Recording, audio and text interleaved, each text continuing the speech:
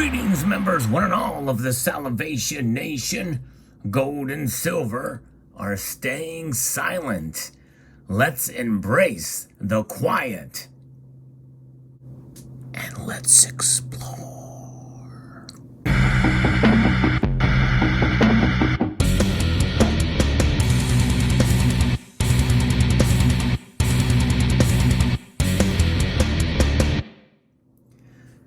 Silence can be golden. You've heard that term before, but you know what? It can also pertain to silver too. Silver's silence is certainly happening, but silver is actually moving more dramatically than gold, so it's definitely making noise one way or the other. In fact, as I record this video, silver is down relatively substantially, and gold is only down a margin.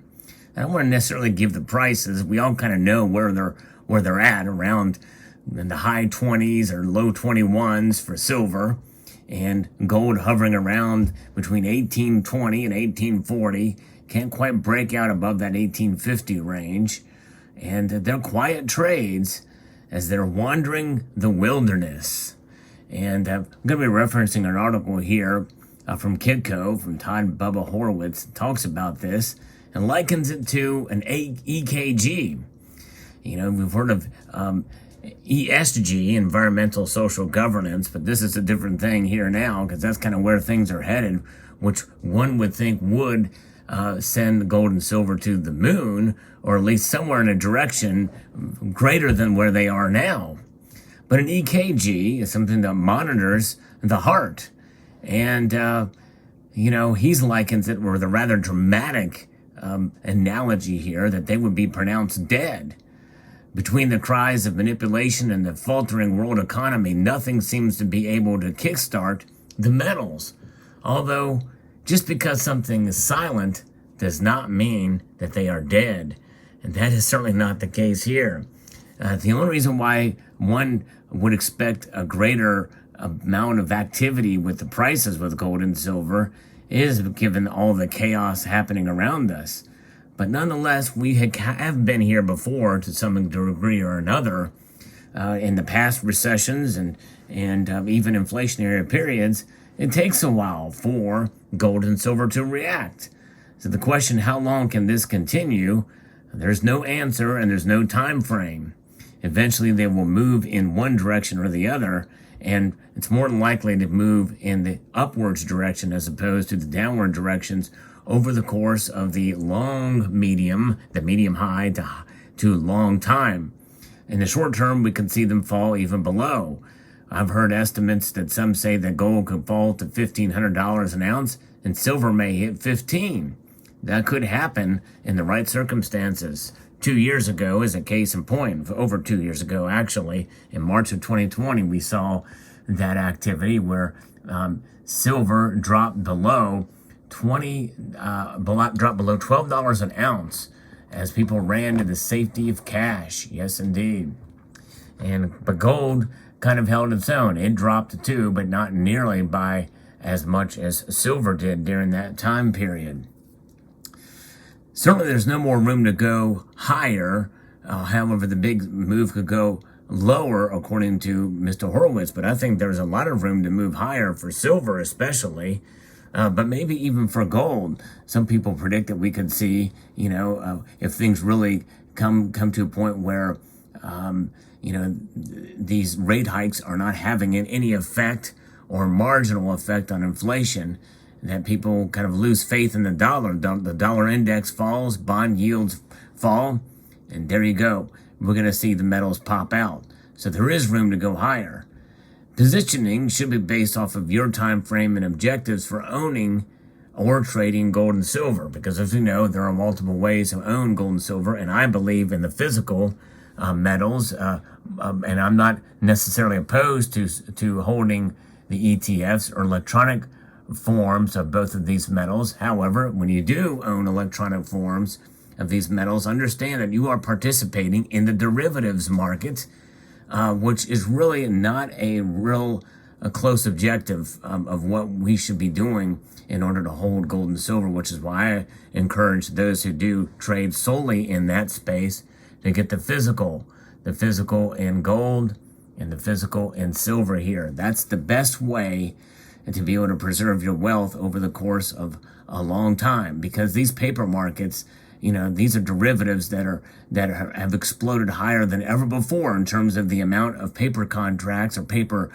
representations per ounce than they have really ever before. It seems like everything has just exploded. There's nothing to back anything else up before.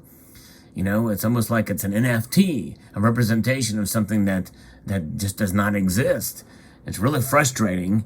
I wish that it was another way rather than futures and options trading and these ETFs. It seems like it's been exploited, and it has been just become almost a laughing stock of itself, a parody of itself in the amount of paper ounces that are out there. So when you look at the spot price of silver at below $21 an ounce, and that's based off of the number of silver representations, not contracts, but silver representations per ounce, than what's out there. Because if it was based off the actual number of physical ounces that are out there, I think that number would be a lot higher.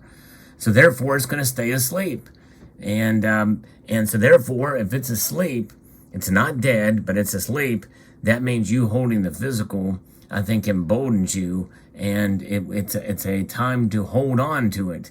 What happens when things sleep? They don't move. Unless there's, they don't move outside of the bed. I'm not saying that people don't kick their legs. Silver very well may have restless leg syndrome. That's quite possible, but they don't move out of the bed. And there's value in staying in bed sometimes to rest up, to prepare for action and activity. And maybe that's what gold and silver are doing here. But nonetheless, it should be positioning. In other words, purchasing should be based off your objectives and time frame, not what the markets say. And the next month, there's no direction. If the next 10 years, gold and silver should be much higher than today. If you're trading in the short term, it's all about the price action. If you're investing in the long term, history tells us metals will be higher. And that is definitely the case. They will be higher during the course of years. And it may take that even from now. But I think it's going to be less years than what has been prognosticated before. Don't be fooled by the news and the way the media reports everything. As of today, there's nothing to do. Gold and silver stand silent and show no signs of breaking out of the current range anytime soon. And I tell you what I'm doing is I'm just slowly accumulating as I can, taking advantage of deals and dips as they come in this small, tight range that gold and silver seem to be trading.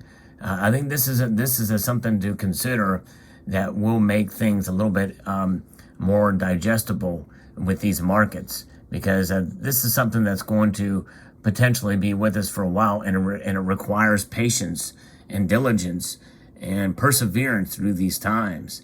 Yes, indeed. So they should be owned on a physical basis, and he pretty much repeats this in most all of his articles.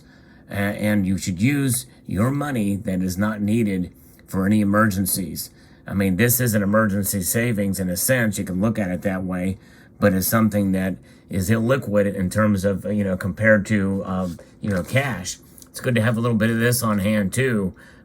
Maybe even outside the banking system. In fact, definitely outside the banking system, because this is something that even though it's losing value, it still has value.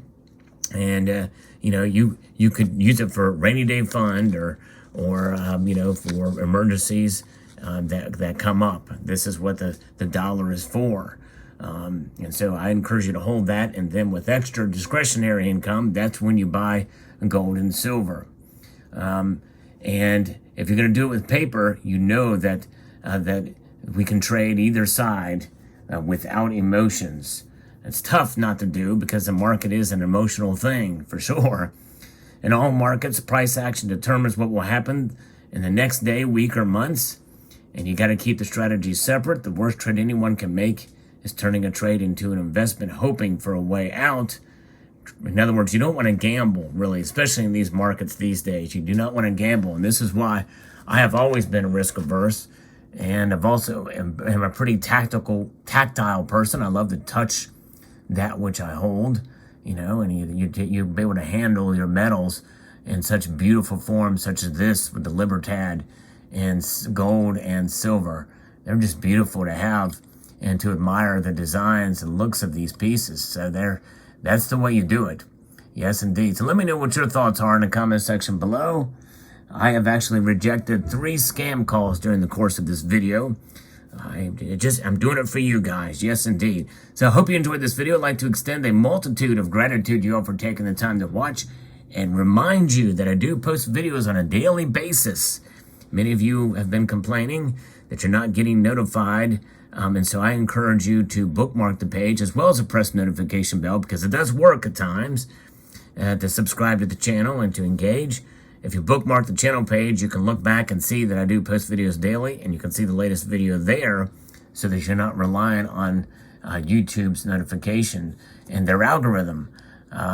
Yes, indeed. So I want to extend a multitude to all of you and of gratitude to all of you for being here, for watching the videos.